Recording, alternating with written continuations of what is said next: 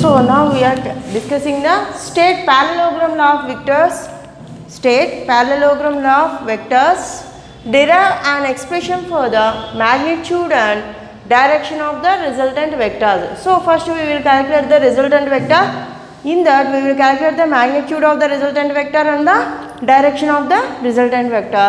Firstly we have to write the statement, parallelogram law statement, and draw the parallelogram. If so, by draw the parallelogram, we have considering the two vectors, S and sides are arranged, S and sides of the parallelogram, and R is the resultant vector passing through the center.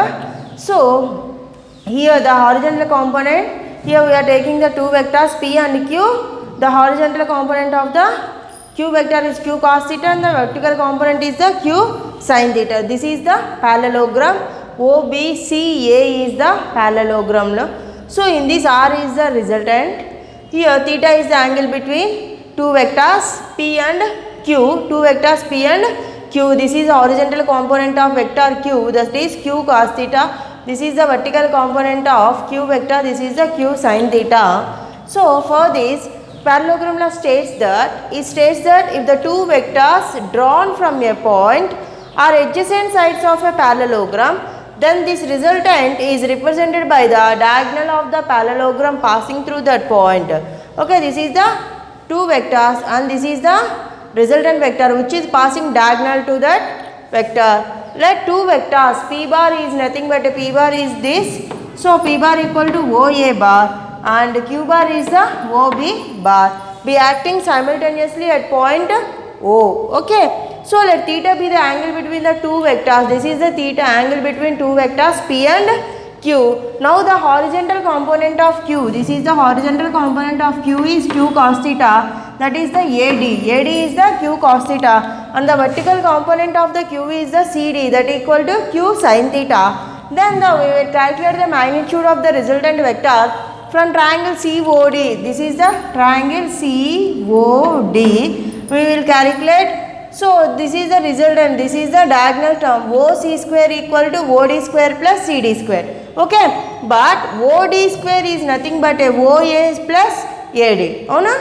OD equal to OA plus AD. So OC square equal to OD square plus CD square. In this we will substitute OD square. OD square plus OA plus AD whole square plus CD square. This is looks like A plus B whole square. A plus B whole square equal to A square plus B square plus 2AB. Substitute OA square plus AD square plus 2 into OA AD plus CD square. So, no, OA square is nothing but a P square plus AD square. AD square is the Q cos theta. AD square means Q square cos square theta plus CD square. CD square is the Q sin theta. CD is the Q sin theta. Then CD square means Q square sin square theta plus OA means P. AD means Q cos theta, then 2PQ cos theta. Then Q square, common this say, P square plus OC square is nothing but a, OC square is nothing but a R square, if OC is nothing but a R, then OC square means R square equal to P square plus Q square plus 2PQ cos theta. But we know that cos square theta plus sin square theta equal to 1 from trigonometry. Therefore, R equal to square root of P square plus Q square plus 2PQ cos theta.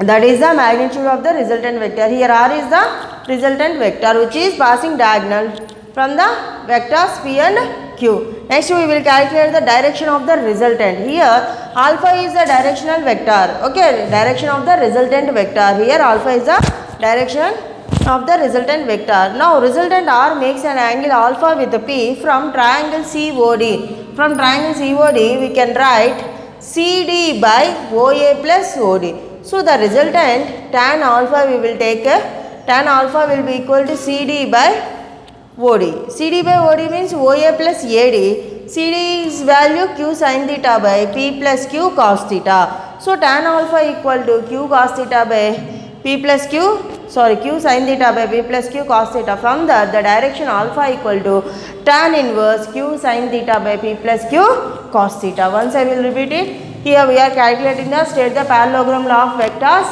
and find the direction and the magnitude and the direction of the resultant vector. So here we are taking two vectors P and Q, adjacent sides of the parallelogram. R is the resultant vector, diagonal passing through that parallelogram. Here theta is the angle between two vectors P and Q, and alpha is the directional vector along P and Q directions. Here the horizontal component of Q vector is the Q cos theta, vertical component is the Q sin theta. Theta is the angle between P and Q vectors. So we are taking the points.